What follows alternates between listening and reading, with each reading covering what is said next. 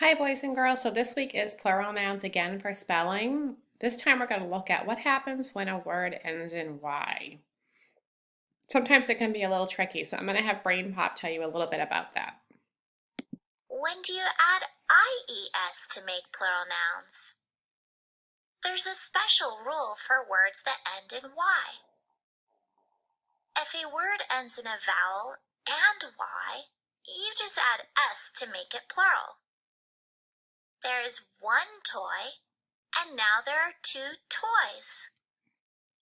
If a word ends in a consonant, followed by a Y, you drop the Y and add IES. You follow this rule for words like berry, berries, and pony, ponies. What are some Okay, so you're going to keep on watching the slideshow and learning more about this.